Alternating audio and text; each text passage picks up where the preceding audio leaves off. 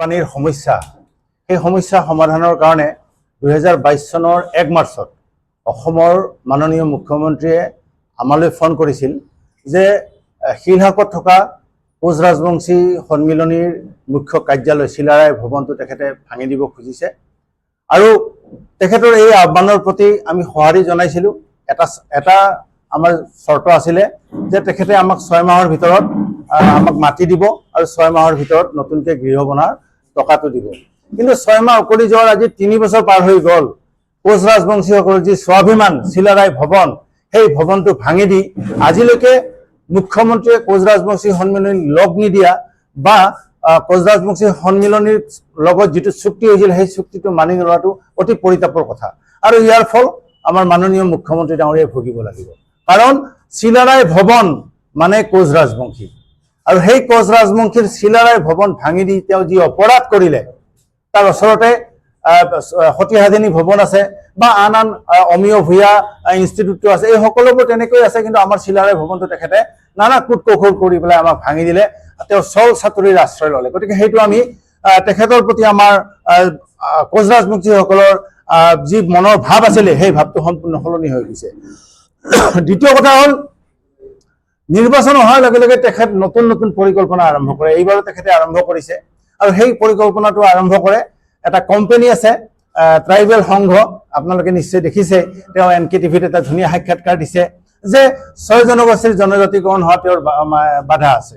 আকৌ লাহেকে কৈছে যে নহয়, 6 জনগোষ্ঠীৰ জনজাতিকৰণ হোৱাৰ বাধা আছে যদিও মৰাণ আৰু মটকক জনজাতিকৰণ যদি কৰে আমাৰ তাত 50% আমাৰ আপত্তি নাই। অৰ্থাৎ যেন এনেকুৱা হৈছে যেন কাৰোবাক জনজাতি কৰিব লগা হ'লে সেয়া যেন আদিত্য খাকলাৰীকে সুধিব লাগিব, তেওঁ যেন অসমৰ মুখ্যমন্ত্ৰী, তেওঁ যেন সংবিধান প্ৰণেতা, তেওঁ যেন সংবিধানৰ ঊৰ্ধত।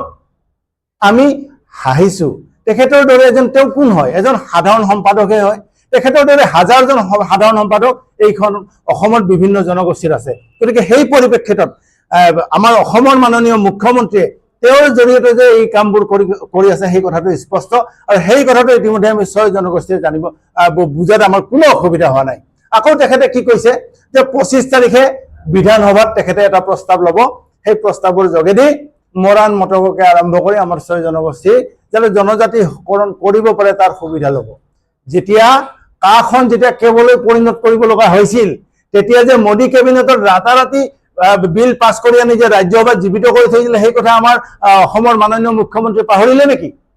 যদি মোদী কেবিনেটে পাছেই কৰা নাই, যদি ৰাজ্যসভাত বিলখন জীৱিত হৈয়ে থকা নাই, যদি আমাৰ ক্ৰাইটেৰিয়াই নাই, যদি আকৌ নতুনকৈ প্ৰস্তাৱ ল'ব লগাই আছে, তেতিয়াহ'লে তেওঁলোকে কি কৰিছিল? কাখন কেপ কৰাৰ কাৰণে তেওঁলোকে এই চল চাতুৰি কৰিছিল। গতিকে সেই চল চাতুৰি কৰি লাভ নাই। এতিয়াতো এইবোৰ কথাত আমি কোনো গুৰুত্বও নিদিওঁ, আমি একো মানিও নলওঁ।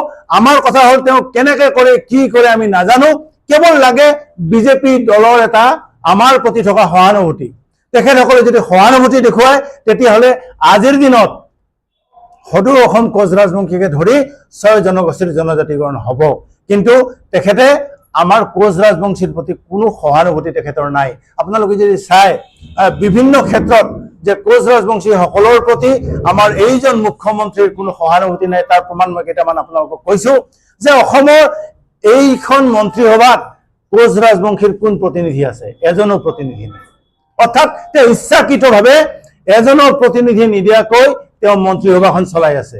আৰু আমি দেখিছোঁ, ক'বলৈও আমি টান পাইছোঁ, যদিও আমি এতিয়া মুকলিকে প্ৰকাশ কৰিব লাগিব, কিছু এক বিশেষ ধৰণৰ ব্যক্তিক তেওঁ বিভিন্ন ধৰণৰ সুবিধা তেওঁ দি আহিছে। বিভিন্ন নিকায় নিগম, বিভিন্ন প্ৰতিষ্ঠান, মন্ত্ৰী, MLA ইত্যাদি সেয়া আমাৰ দৃষ্টিগোচৰ হৈছে। সেয়া কৰিব নালাগে, কাৰণ তেওঁ অসমৰ মুখ্যমন্ত্ৰী, তেওঁ অসমত থকা সকলো জাতি জনগোষ্ঠীকে সমদৃষ্টিৰে চাব লাগে। সেইটো নকৰি কাৰোবাক কলাৰ আৰু কাৰোবাক বোকাত কৰাৰ তেওঁ যি প্ৰয়াস কৰিছে সেইটো সঁচাই তেওঁৰ কাৰণে অতি গৰ্হিত কাম। সেইটো তেওঁ কৰিব। বিজেপি দলৰ যি কৰ্মকৰ্তা আছিল, যি নিৰ্বাচন খেলিছিল, সেই সকলোখিনিক আমি উৎখাত কৰি দিছোঁ। তাৰ এটা সামান্য আমি ট্ৰেইলাৰ এইবাৰ আমি BTR নিৰ্বাচনত দেখাইছিলোঁ। আৰু BTR নিৰ্বাচনত আপোনালোকে জানে যে এইবাৰ হাগ্ৰামত মহিলাই ডাঙৰীয়াক আমি অপেনলি এইবাৰ আমি ছাপোৰ্ট কৰিছিলোঁ।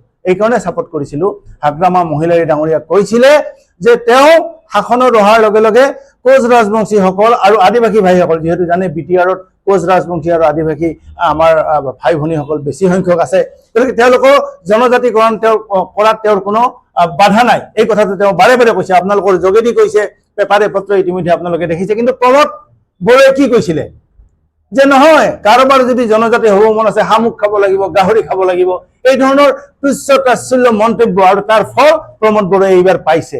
আৰু অনাগত দিনবোৰত এনেকুৱা যিবোৰ দলে কৰিব তাৰ ফল প্ৰতিবাৰে পাব। আৰু সেইটো কামেই আকৌ এইবাৰ 2026 নতুনকৈ ললিপপ এটা লৈ আহিছে যে এইবাৰ আকৌ মডেলিটি বনাব, আকৌ বিধানসভাত প্ৰস্তাৱ ল'ব। কংগ্ৰেছে প্ৰস্তাৱ লোৱা নাই, বিজেপিয়ে প্ৰস্তাৱ লোৱা নাই, এজিপিয়ে প্ৰস্তাৱ লয়। আমি সেইবোৰ নুশুনো, আমি কাৰো কথা সেইবোৰ শুনিবলৈ ইচ্ছা কৰা নাই। আমাক জনজাতি লাগে, যিহেতু 1996 চনত সকলো ক্ৰাইটেৰিয়া থকাৰ পিছত আমাক জনজাতি কৰা হৈছিল। আমাৰ সেই সময়ত জনজাতিৰ সময়ত আপোনালোকে জানে কৰুণা দত্ত মাজুলীৰ তেওঁ আমাৰ বিধায়ক হৈছিল। গতিকে আমাৰ সেই সময়ৰ জনজাতি আমি বিচাৰিছো, আমি কাৰো পৰা একো বিচৰা নাই। কাৰণ সংবিধানে কৈছে যদি যিয়ে যিখন ৰাজ্যৰ আদি তেওঁ সেইখন ৰাজ্যৰ জনজাতি হ'ব পাৰে, আৰু অসমৰ আদি যদি হয় সেয়া একমাত্ৰ ভূমিপুত্ৰ কোচ ৰাজবংশীসকল।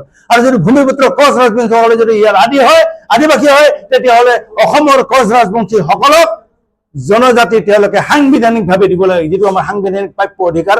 আজিলৈকে তেওঁ সেই অধিকাৰৰ পৰা আমাক বঞ্চিত কৰি ৰাখিছে। গতিকে আমি পুনৰবাৰ অনুৰোধ জনাইছো যে আমাৰ সেই অধিকাৰ তেওঁ আমাক ফিৰাই দিয়ক, তেখেতৰ সুমতি হওক, তেখেতে আমাৰ যি প্ৰাপ্য আমাক যি বঞ্চনা কৰিছে সেইটো নকৰক।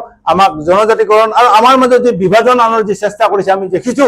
যোৱাকালি মৰাণ আৰু মতেকক ৰাজ আতিথ্য দি পেলাই তেওঁলোকে লৈ আহিছে। আমি সকলো খবৰ ইতিমধ্যে পাইছো, কোনজন মন্ত্ৰীৰ জৰিয়তে কেনেকে লৈ আহিছে, সেই সকলোবোৰ খবৰ ইতিমধ্যে আমাৰ, যিহেতু আমি 6 জনগোষ্ঠীৰ এটা আমি মঞ্চ, সেই মঞ্চত আমাৰ সকলোবোৰ কথা আলোচনা হৈছে। গতিকে এই যে এয়া যদি তেওঁলোকে কৰিছে, আমাৰ মনত যদি তেওঁলোকে বিভাজনৰ যদি তেওঁলোকে চেষ্টা কৰিছে, সেয়া ভুল কৰিছে। কাৰণ আপোনালোকে চাব যে আমাৰ যি প্ৰমাণ পত্ৰ, আমাৰ জাতিৰ যি প্ৰমাণ পত্ৰ, সেই প্ৰমাণ পত্ৰ দিয়াৰ ক্ষেত্ৰতো OBC বৰ্ডক দিছে। OBC বৰ্ড কোন হয়? OBC বৰ্ডত প্ৰায় 36টা 37টা জনগোষ্ঠীৰ মানুহ তাত সোমাই আছে। আৰু সেই 36টা 37টা জনগোষ্ঠীৰ মানুহে OBCৰ চেয়াৰমেন হয়। কোনজন কোচ ৰাজবংশী হয় তেওঁলোকে নাজানে।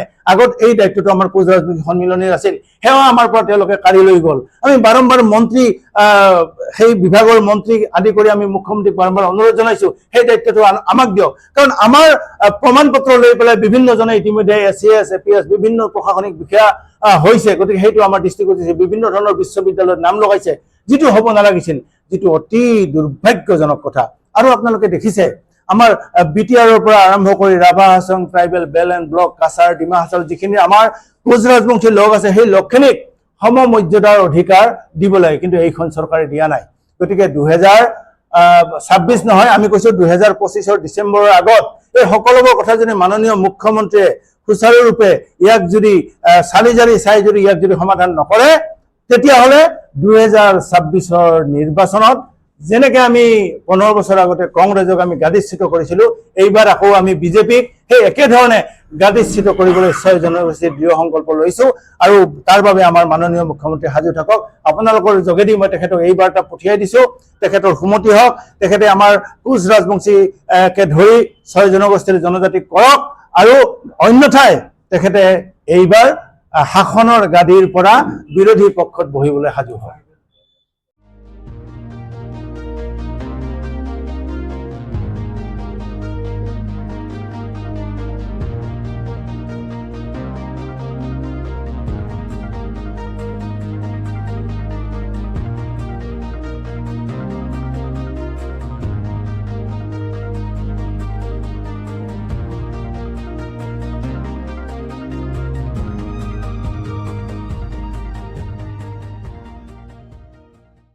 Stay informed, stay ahead. News NE 365.